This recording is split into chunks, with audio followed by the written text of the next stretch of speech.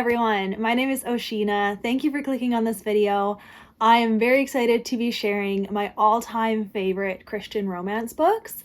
I have done this video once before and it's almost like 2 years old at this point. So it's time to do a new one and I'm very excited to talk about all of these books. These are my all-time favorite Christian romance books. So they're the best of the best. They're what I would recommend, and they're ones that have stood the test of time because you will see repeats from my previous video, but not completely, because not every book in that video I would say is an all-time favorite now. So things change, I grow as a reader, but the ones that you do see repeated means they're like really good. And I still think about them and I can still like stand by saying they're an all-time favorite. So I'm really excited to share all of these books. It's probably gonna be a long video. I'm gonna try to explain what these books are about and why I love them. And some of these won't be a surprise. They're ones that I talk about a lot, but then there's also some that I haven't talked about in a while. So I'm excited to share about all of these books. I'm going to write them all down below. And then just so you know, I have a whole playlist called Christian Romance Recommendations, or just, I think it's just Christian book recommendations. It's a whole playlist. I'll link it down below. And then I also have one that says Oshina's book recommendations. A little bit of crossover there, but not all Christian. But these ones have Christian faith in them and I stand by them. I think they're great. And I'm really excited to share these books with you. So let's just get into it because it's going to be a long video. I think last time I maybe steered away from certain genres, but this time I'm including all the genres. So romantic suspense, historical, contemporary, that's about it.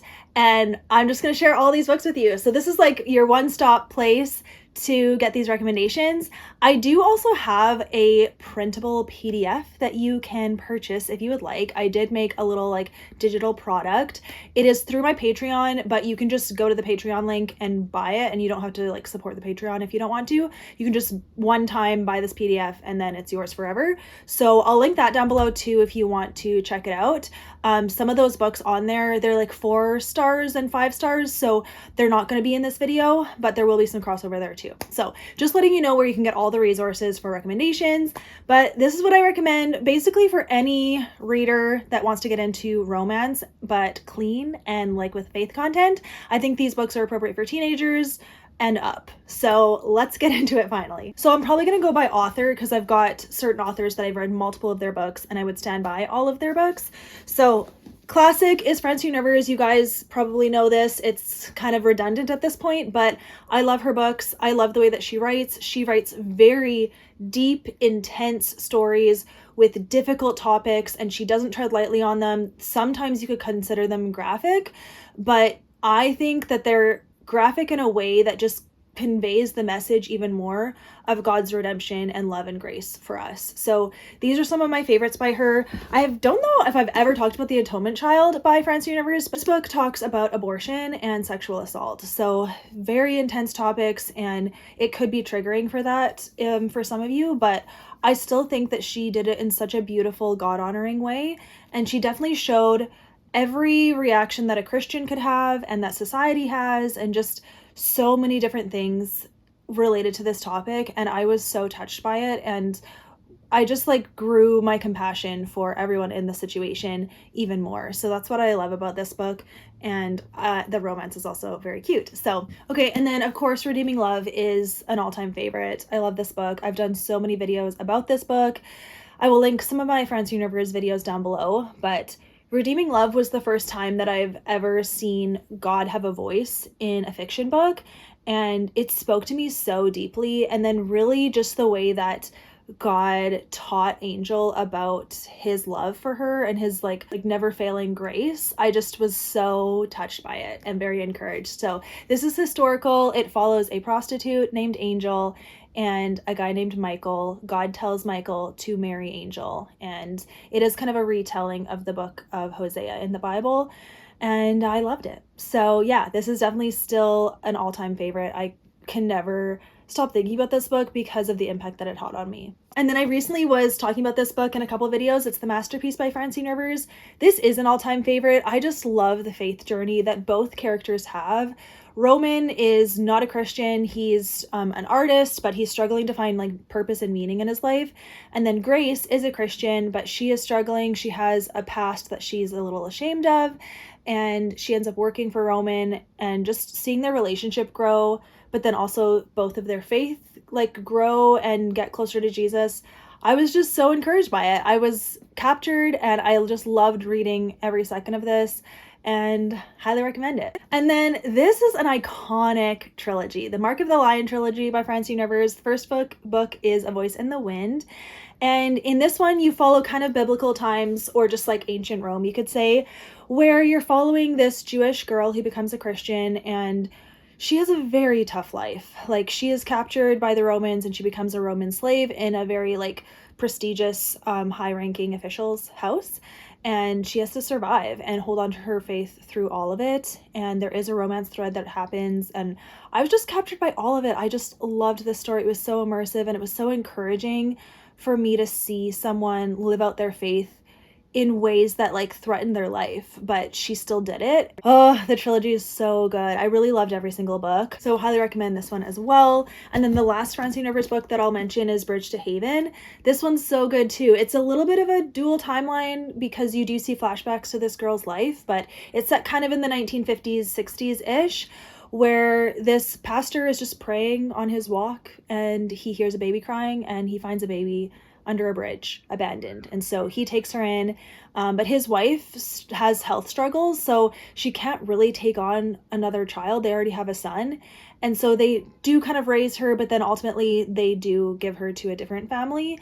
And that definitely like rocks them, and it rocks this girl. And it was just like such an unfortunate situation, but seeing like how that affects her and her choices moving forward, and then seeing her faith journey, and seeing her romance too, it just all was so beautifully woven together. I was captured by this book. There's definitely triggers in this book too for like just different things related to a woman's body and assault and all of those things. So yeah, again, she doesn't tread lightly on these things, but it's so encouraging the way she wraps it all up in God's grace and shows how God can turn any story around. So again, love this book. Okay, and another one that won't be a surprise is Tammy L. So, I love her writing style so much, and I wish that she was still writing, but the first book that I read by her was My Hope Next Door. I absolutely love this book still. I still could giggle over it. I literally love it. The romance in this is so stinking good. It follows this pastor's son, and it's a like neighbor romance where this girl moves back to her small town. She just became a Christian. She has a sticky relationship with her parents. She has a reputation in this town, but she makes friends with the pastor's son, and they have a friendship and a romance, and it is adorable. It's adorable, and I love it, and just everything about this book, absolutely love. I thought every scene was perfect. This is like my perfect contemporary romance. Truly. If I could read a million books like this, I would. Okay, so Tammy L. please come back. Oh, yes. So this is absolutely still a favorite. And then her series called A State of Grace trilogy. The first two books are absolute favorites. Third book was a bit of a letdown, but these two books are top tier. So Love and a Little White Lie, this book is also very closely like tied with My Hope Next Door, but Hope Next Door wins just by a little bit. But anyways, Love and a Little White Lie though, like if you want the swooniest, like slow burn romance, it's so good. So you follow this atheist girl who gets a job at a church. She meets people through it, and it's cute. Okay, that's all I'm gonna say, but it's very well done and just entertaining. It's funny and deep and all the things. This is what I want to read. Okay, and then the sequel to it is Love and the Silver Lining, and you follow characters that you met from the first book in this one, and this one also has like just this depth, and the relationship though, ooh, it's like Grumpy Sunshine kind of, childhood friends to lovers. So good. It has dogs in it too, so if you like dogs. Yeah, love this book, absolutely. So Tammy L. She's so good. She's like one of the top tier Christian romance recommendations. If you can get your hands on any of her books, read them. She has a lot of self-published books too that I haven't read yet, but some of them are on my TBR, so I'm looking forward to having more to read from her because I just wish she was publishing. Okay, Nicole Deese is another Christian romance author that is just like really doing good things. So the first book that I read by her was Before I Called You Mine.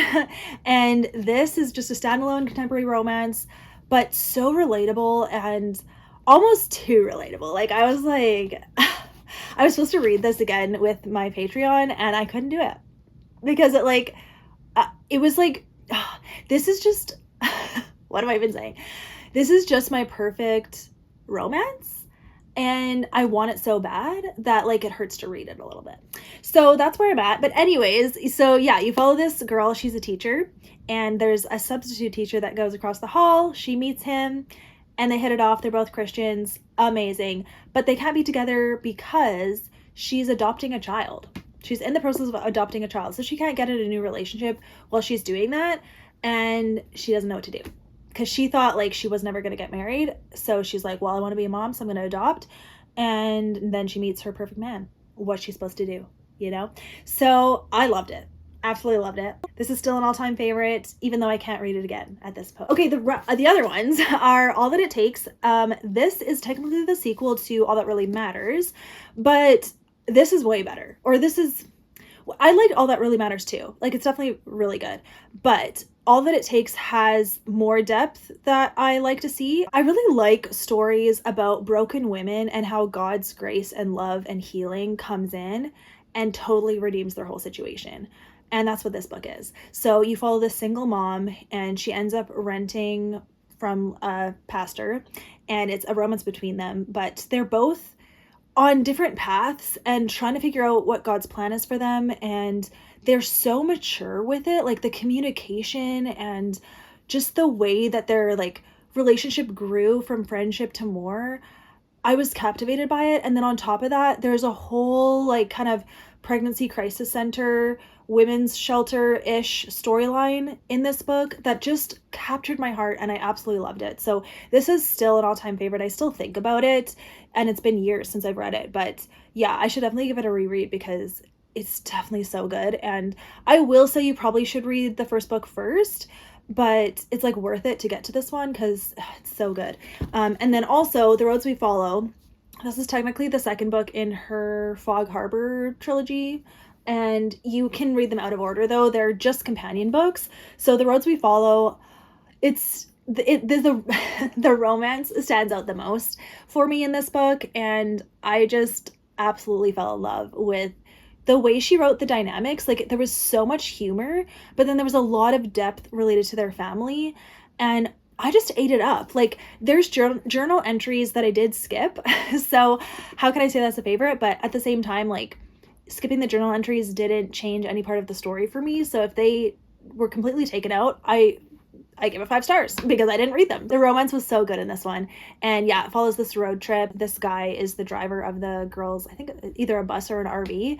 And it's this mom and her 3 daughters. And you follow the youngest daughter and her romance with the bus driver and all the connections there. Very, very good. And I'm hoping that the third book, The Voice We Find, ends up on this list eventually, but I haven't read it at this point. So yeah, but that's Nicole Deese. Okay, friends, Becky Wade. Becky Wade. She's been on a journey. And so Becky Wade was one of the first Christian romance authors that I discovered by reading My Stubborn Heart. This was like only the second. I read it after Redeeming Love and I absolutely fell in love with this book. And so this is still an all-time favorite. I have reread it since, and I can feel that it didn't quite age well, I will say. But for me, nostalgia and like, I think it's a really great gateway into reading Christian romance. If you want contemporary Christian romance, that's what this is, but the faith content is very strong too. So I really, really loved it still, and I still would consider this an all-time favorite. I just find this very relatable because it's about this woman who wants to be married but is not, and she ends up helping her grandma renovate a house, and the guy they hire to renovate is an ex-hockey player, and she makes friends with him, and then there's more that happens there. So yeah, it's just a fun, kind of simple story, but still stands out to me to be an all-time favorite. And then her best trilogy is the Misty River trilogy. So Yeah, I haven't loved every single one of her books, and I wouldn't say she's an all-time favorite author anymore, but this trilogy still stands true. Stay With Me is just, I feel like, her best book. It's got the humor, it's got the mystery, it's got the grace and redemption and love and romance, and I absolutely love this book. I've read this multiple times. Yeah, it's probably my favorite book by her, but the rest of the trilogy is really good. Like, Let It Be Me is also very, very good, and I think if I read this multiple times, I probably would love it just as much as Stay With Me. It has not quite the same humor. I think maybe that is what makes it not as good as Stay With Me, but it's still an all-time favorite, so whatever. And then Turn to Me, if you like a more kind of gritty romance, because you follow an ex-con. I think he's out of prison, but he was in prison for something, and he ends up having to like take care of this girl, and it's really cute. But it's a little bit more gritty because of that prison aspect, but still amazing, still has a mystery in it, and I love it. So yeah, Becky Wade, I still think that you could find a lot of good recommendations from her list, but not every single one I would recommend at this point. Those 4 are what I recommend. Melissa Tagg, though, yes. Mainly just this trilogy. What is it? Near Harbor trilogy? Something like that. These books are so top tier. Like, there's some kind of hidden gem. And really, I see how difficult it would be to write a trilogy this good, because every single book is connected. You definitely have to read them in order, but you follow this family. So there's such good family vibes in this book, in this trilogy. But every single book has such swoony romance that, like, Autumn by the Sea is the first book. Definitely start here. It introduces you to this little lakeside, oceanside, seaside town in Maine. And basically this girl is trying to find out who her family is. She is an orphan and she doesn't know anything about her family. And she ends up coming to this town to discover that. She ends up staying at a farm and meeting one of the dudes on the farm, and it's a romance with them. But there's, again, so much like mystery and family ties that are just so fascinating. But really it's the dialogue and like the dynamics and the romance that makes this top tier that I absolutely love. And then the rest of the books, though, A Seaside Wonder and Wedding at Sea, the romance, though, like, it's the communication, it's the mature, like, characters that are digging deep into their feelings, and it's not just like easy, it's like there's serious things going on that these people have to work out, and it felt like a real story, but also that like so much of God's hand was in it, and I just love it. I can't talk highly enough about these books, so highly recommend this trilogy. It's so good. I don't think you'll be disappointed. And yeah, it has the like mystery, romance, family vibes. So good. Okay, a few one-off standalones that I want to talk about. So Then There Was You by Kara Isaac. I've read this multiple times too, and it still stands up. It's still an all-time favorite. This is just such a well done story. Like, the writing is really good, the dialogue, the romance, everything like really cute happened, but then also of course there's a lot of depth. So you follow this girl who is American, but she moves to Australia just to get a break, and she ends up like kind of interning or working for this church, like a mega church in Australia, and she has to work with the head worship leader dude who's also the son of the pastor, and it's a romance there. Definitely like some like enemies to lovers type style in this book, but so well done because they're all Christians. They have to treat each other kindly, but there's definitely like a lot of banter. So if you like that, and I just love it. I just love it. I love the setting too of Australia. It's unique in that way, and I love it. So that's all I can say about that. And then this book still sticks with me. My Foolish Heart by Susan May Warren. This book, if you struggle with anxiety, you'll see yourself in this book. And also if you struggle with thinking that God's plan is over for you, or that there's like nothing else that is gonna happen in your life, like that God's plan has ended kind of thing, or if you just feel like unworthy of anything God can do, this book. It's just so detailed in the feelings that these characters have and how their faith has to grow and like come back to Jesus to heal. And it's really about that before any romance. Like, there is romance all surrounding that, but the faith aspect is what stands out the most, and that's what makes this an all-time favorite. I like the romance too. It's really sweet and cute. It's neighbors. This girl has agoraphobia, and she's the one with anxiety, and then the guy just feels unworthy, and like he kind of lost his chance, and he's just trying to scrape by. They become friends. They become really great supporters of each other, and then there is romance too. So good. This is like Susan May Warren's best, I feel like. So highly recommend. And then lastly, not lastly, but for the like standalones, A Broken Kind of Beautiful by Katie Ganshert. This is my favorite book by her. I've read quite a few of her contemporary books. I think she writes fantasy now, like YA fantasy. Haven't read any of those, but yeah, A Broken Kind of Beautiful is about a model, and she has to like kind of rediscover her worth outside of being a model and her looks and her body. And she has a romance with a photographer in a small town, in her own small town actually. And it's just really, the message there was so solid. Faith content was amazing. And again, I really liked the characters. This is a little bit more lighthearted, I would say, but still very entertaining and not cheesy. So I still think it's an all-time favorite. Okay, I have a few historical romance, and then the rest is romantic suspense. So historical romance, probably my favorite other than Francine Rivers is Rachel Fordham, and these are my two favorite books by her. So we've got Where the Road Bends and The Letter Tree. These are my top recommendations by her.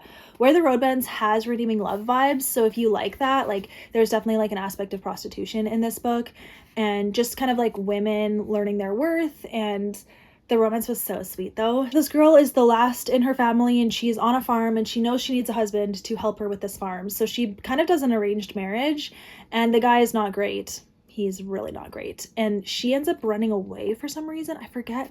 I haven't read this in a while, so it's a little bit fuzzy, but basically she does find this injured guy on her property, and they hit it off, but then he leaves. She doesn't see him, and she has nothing, so she ends up running away, but she does get stuck in prostitution, and then the guy comes back and finds her and all of that. So it's a really, really good story though. This is probably the deepest story that I've read by her so far. There's two other books that I haven't read by Rachel Fordham yet, but this is the best, I would say. But then also The Letter Tree though, if you want just a sweet, easy to read story, it was so incredibly sweet.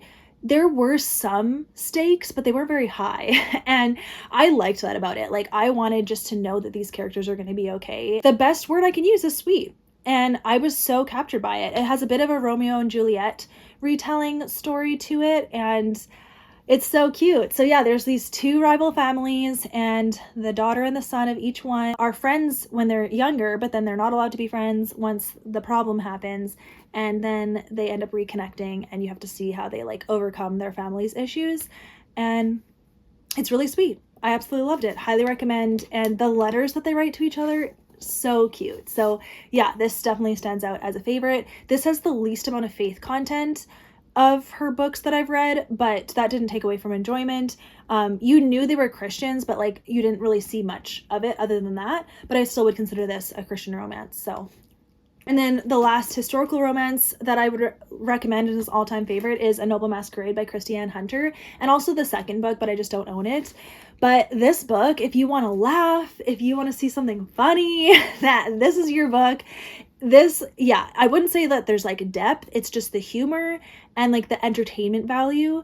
But this has faith content, the romance is so cute, and it's just fun getting to know this family, a lot of family vibes. So yeah, you follow this girl who has yet to find a husband, but there's no one that really is turning her eye. And then she ends up writing letters to her brother's best friend, who she kind of always like maybe liked, but he's gone. And so she's like, I'm just going to write letters to him, but not send them. But then her brother's valet ends up sending them. And so she freaks out because then the guy comes to the house and she's like, ugh. So yeah, it's very funny that way, but it's silly, it's entertaining. Audiobook is great. So it's an all-time favorite. One that I forgot, Lulu's Café by T.I. Lowe. This is a contemporary romance. It was just on the bottom of the pile.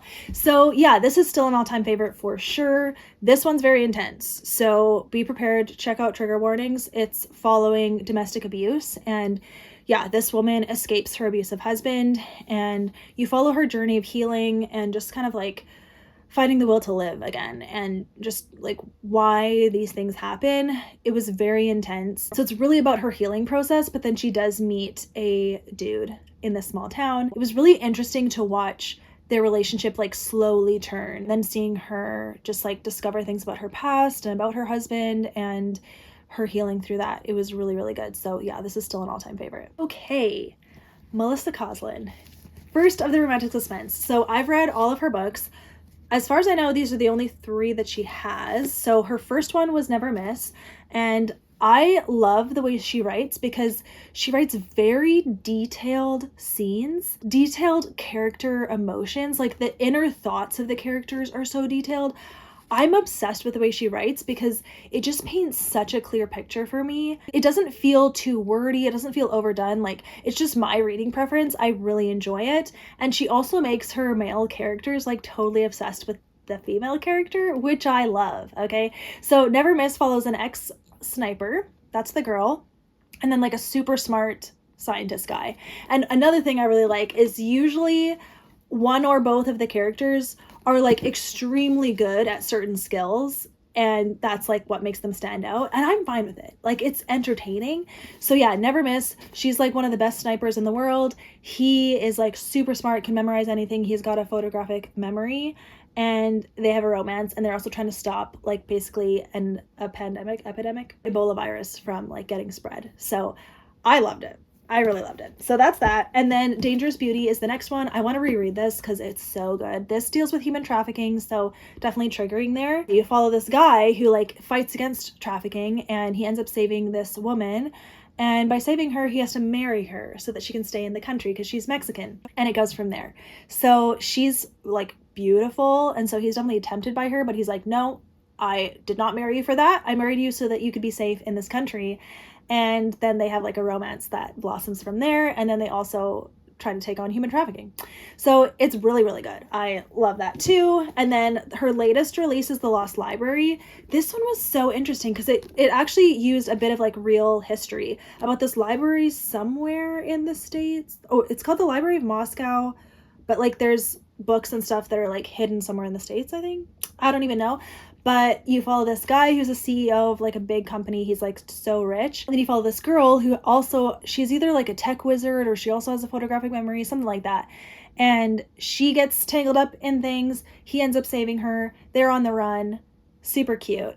Loved it. Loved it. And yeah, it's again very detailed. Like I would say that this is a slow plot, but at the same time, like so captivating. I was captivated by this book, and it's an all-time favorite for sure. Okay, and then Terry Blackstock, I will say I probably just this trilogy is an all-time favorite. I've read some of her other books and given it 5 stars, but like they don't like stand the test of time, I guess I would say, like to be all-time favorites. Whereas the If I Run trilogy, I still think about it. I still love these books. They're so fast-paced. They're one after the other. Like, it's a really fast-paced story because they pick up exactly where each one left off.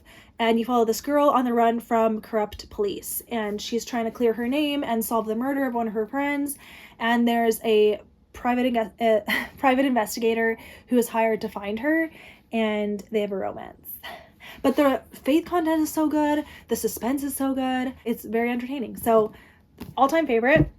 And ending with my very favorite romantic suspense. Lynn H. Blackburn is my favorite romantic suspense author because look at all these books that I gave 5 stars. I love her books. So she has 3 trilogies out so far.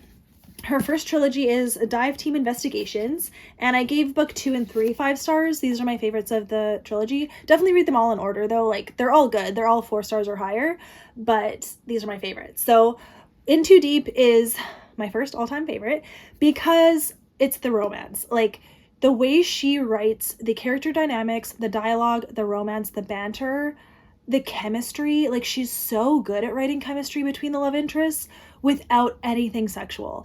And I love that. And then plus the faith content is so good. Like, both characters pray or they at least have a come to Jesus moment. And I love it. Most of it is set like kind of in the Carolina area. I don't know if it's north or south, but yeah, this follows a dive team and they have to like solve murders. And then One Final Breath is the 3rd book, and each book follows a different couple, but you've met them in the first books. Family vibes, group dynamics. She's so good at like writing a scene where multiple characters are talking. It's so well done. She's really good at like banter and just like humor. Her books are funny, like seriously. And then her next series is the Defend and Protect series. So first book is Unknown Threat, 5 stars, absolutely love it. But then Malicious Intent, 5 stars, absolutely love it. So highly recommend these books as well. They follow like law enforcement, so very good. And then her latest series is the Gossamer Falls series. Never Fall Again was the first book. It's 5 stars, absolutely love it. I just love her writing style, and this one in particular, Never Fall Again, has very little suspense and even mystery. It's mostly romance and like kind of family vibes, which I loved. So that is everything. I can feel my voice losing it. So this was a long video, lots of recommendations. I'm writing every single book down below. These are my all-time favorite Christian romance books. If I forgot anything, I doubt it, because I looked through every single book that I read and I really considered, like, could I call this an all-time favorite? And these are the ones that I said, yes, they are all-time favorites. So I stand by these books at this point, and I'm looking forward to adding to this list. I hope that I keep reading books that I can add. So if I'm still here in 2 years, I might do an updated version of this video, but here we go. Thank you so much for watching, you guys, and I will see you in my next video. Bye.